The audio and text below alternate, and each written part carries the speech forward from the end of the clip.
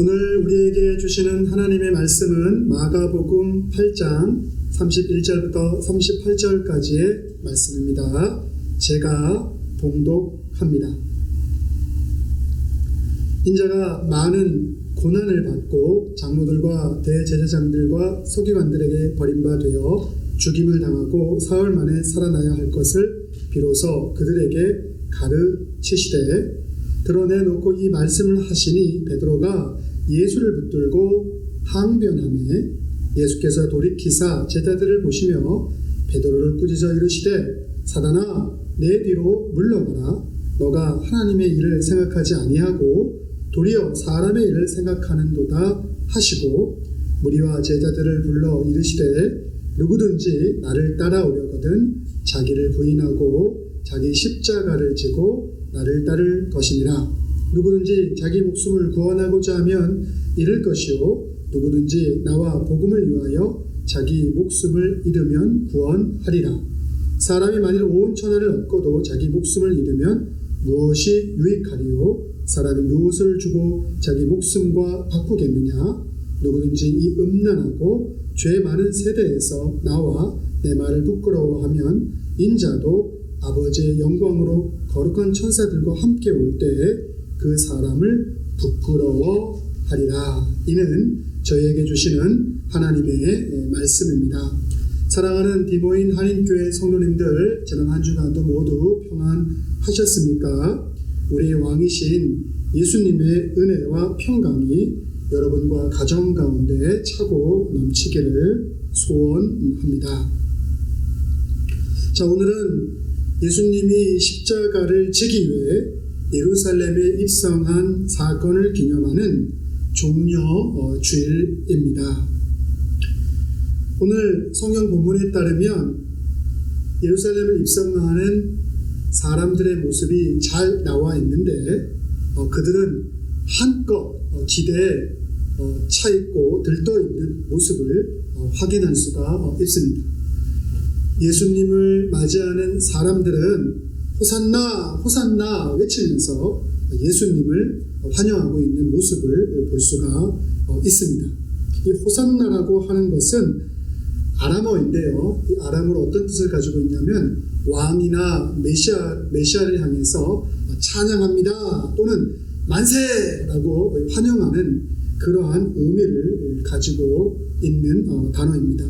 원래 이 아람어 호산나는 히브리어 호시아나에서 유래되었는데 히브리어 이 호시아나라는 것은 하나님 저를 구원해 주십시오라고 하는 기도문이었습니다. 그런데 이것이 아람어로 바뀌면서 호산나라고 하면서 왕이나 메시아를 향한 찬양합니다 또는 만세라고 하는 그러한 명칭으로 굳어지게 되었습니다.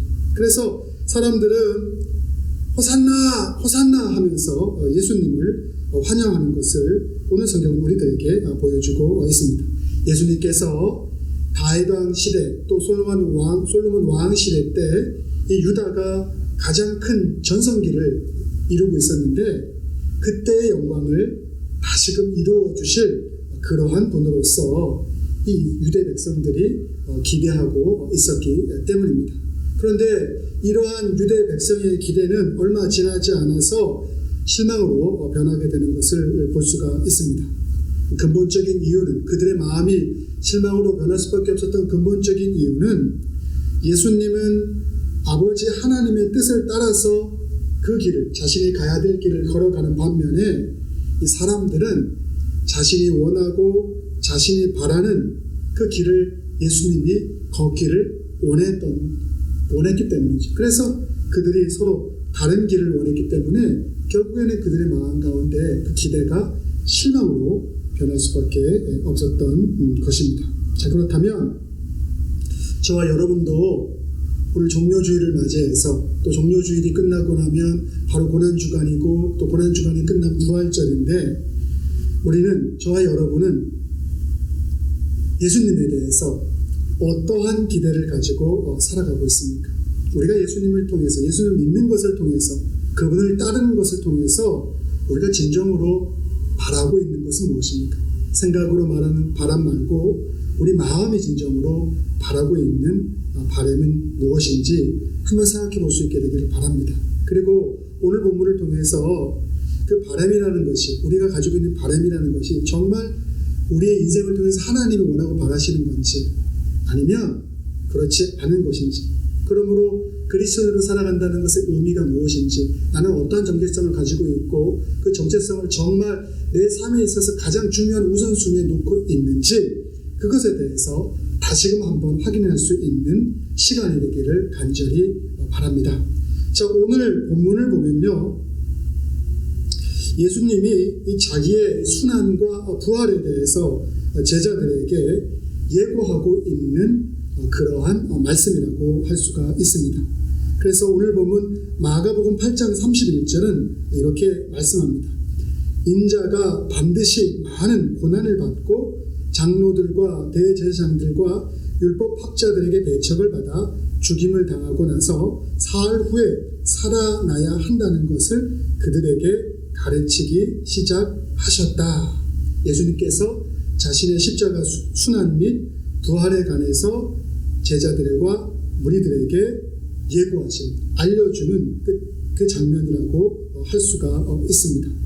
자, 그런데 이 말을 들은 예수님의 제자 중 한 명인 베드로가 예수님에 대해서 오늘 한국어 성경에는 항변한다라고 말하고 있는데, 영어 성경에 보면 항변의 의미가 좀 더 분명하게 나타나는데, 그게 뭐냐면 누구를 꾸짖다 할 때 리뷰크라는 그런 말을 쓰지 않습니까? 영어 단어로 누구를 비난하고 꾸짖듯이 이 베드로가 예수님이 말씀하신 거에 대해서 지금 말하고 있는 장면이 나오게 됩니다.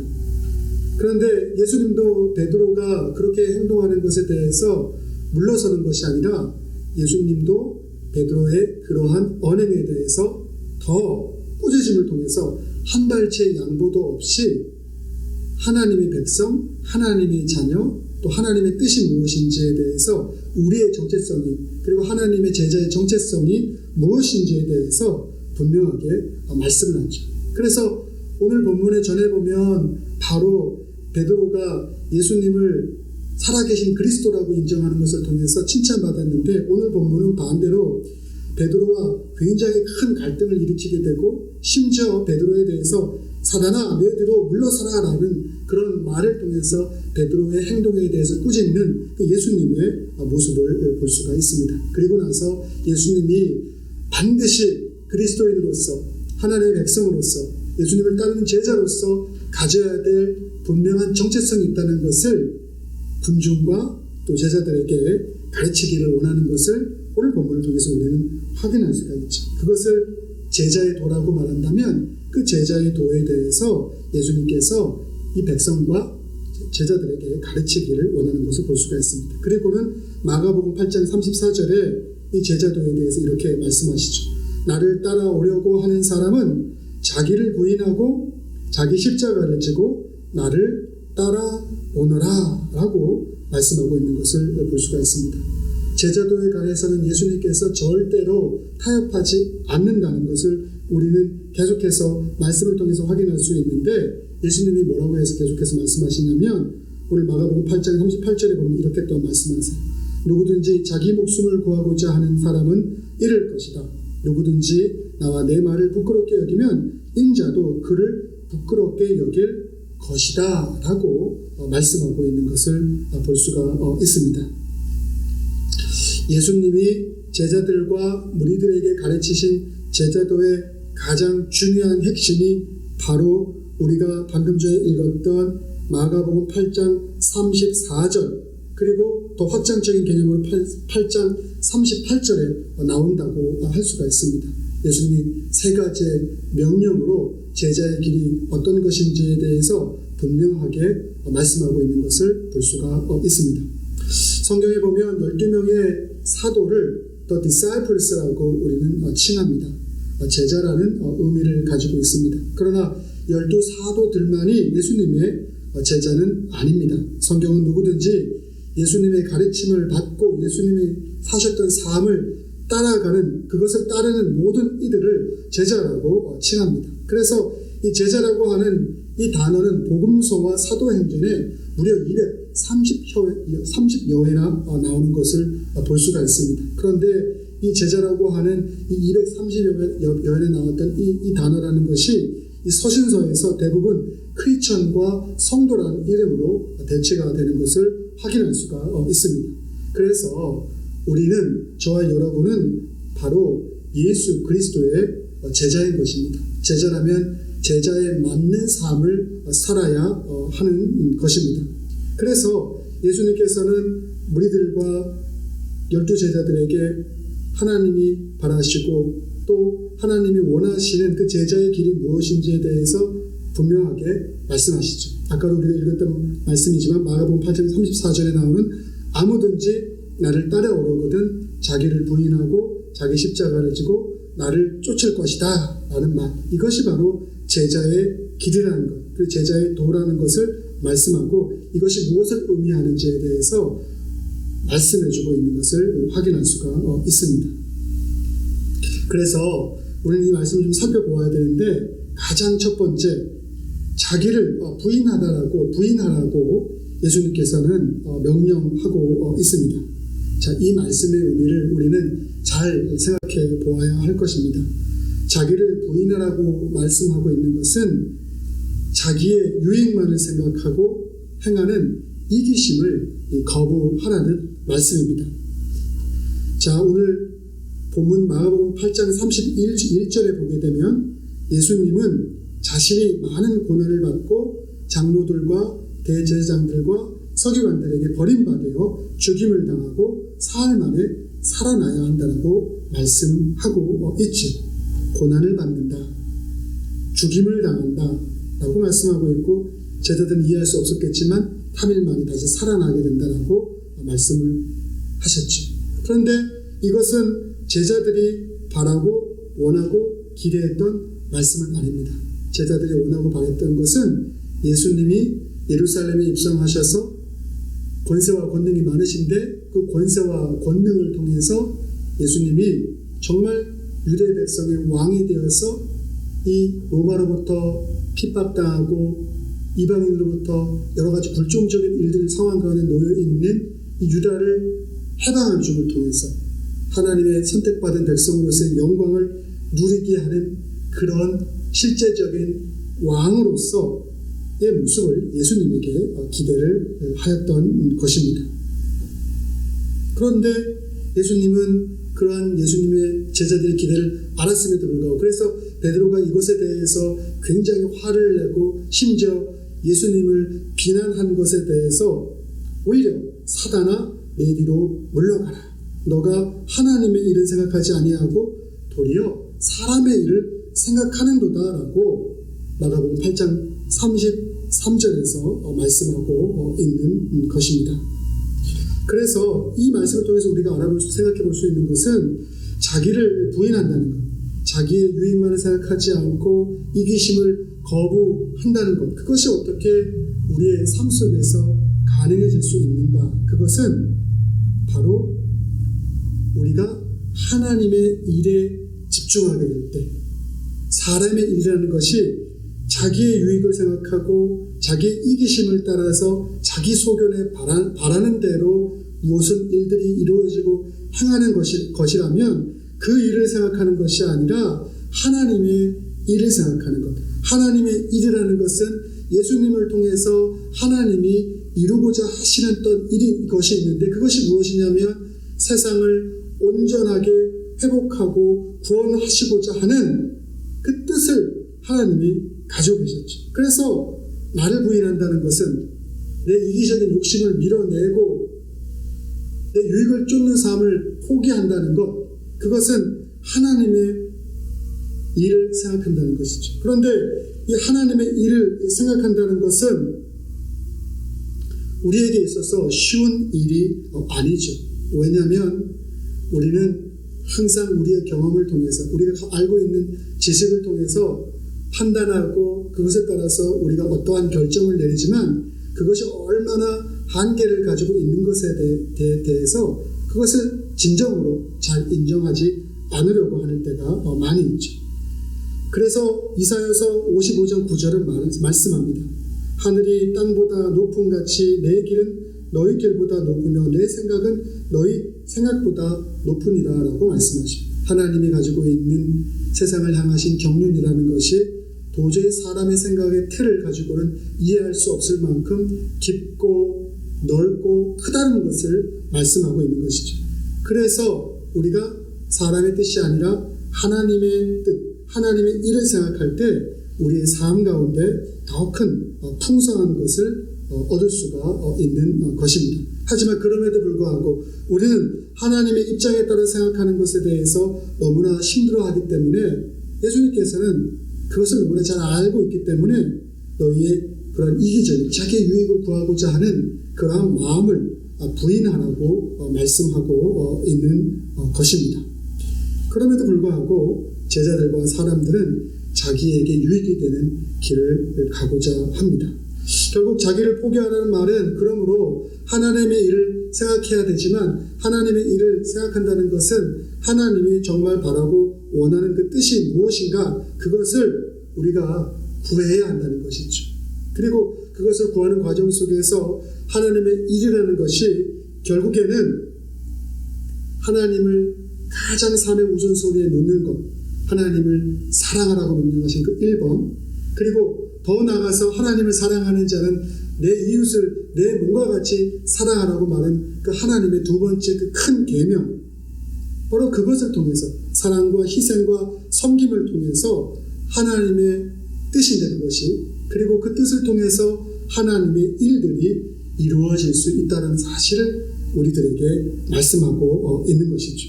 그러므로 신앙생활이라는 것은 자기의 유익을 구하는 마음과 행동에서 벗어나 하나님의 뜻을 따라 이웃의 유익을 위하여 사는 삶으로 우리의 삶이 점진적으로 전환되어 나가는 것입니다.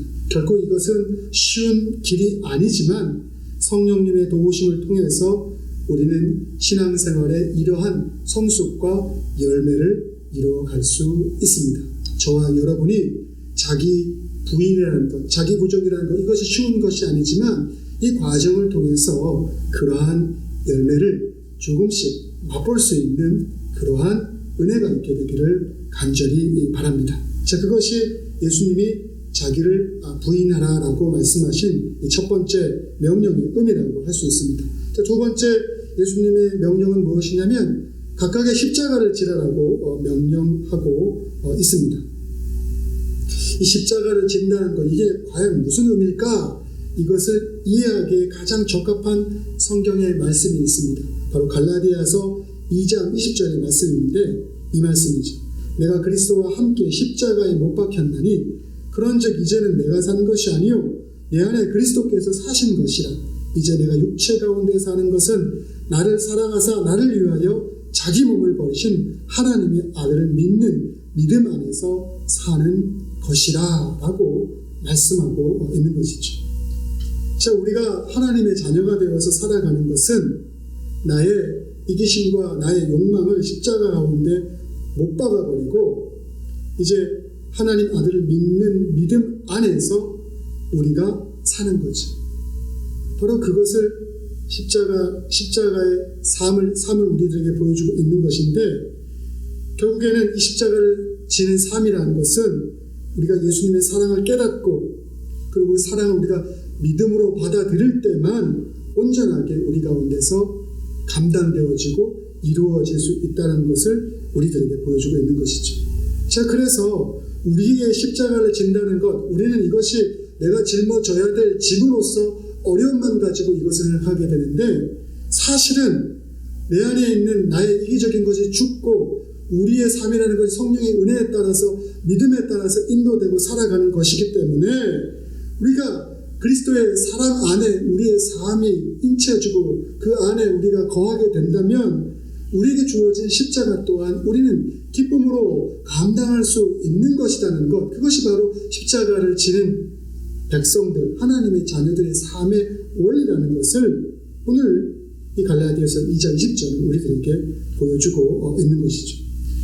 주님의 자녀에게는 각자의 믿음의 분량에 따라서 부여된 이웃을 향한 책임이라는 것이 있는 것이죠.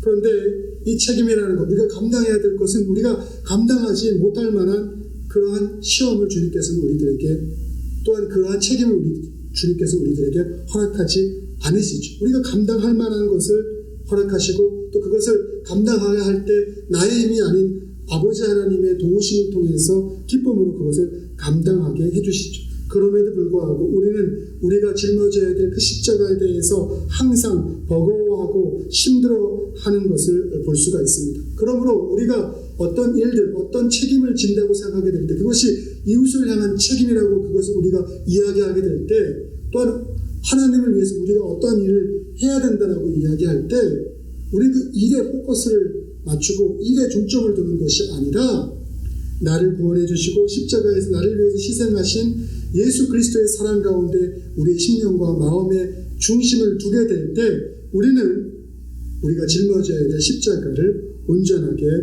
감당할 수 있다는 것이죠. 그렇지 못할 때 우리는 우리에게 주어진 작은 책임조차도 잘 감당하지 못할 뿐만 아니라 그것을 감당함에 있어서도 불평과 불만으로 우리의 시간과 우리의 삶을 낭비할 때가 너무나 많기 때문인 것이죠.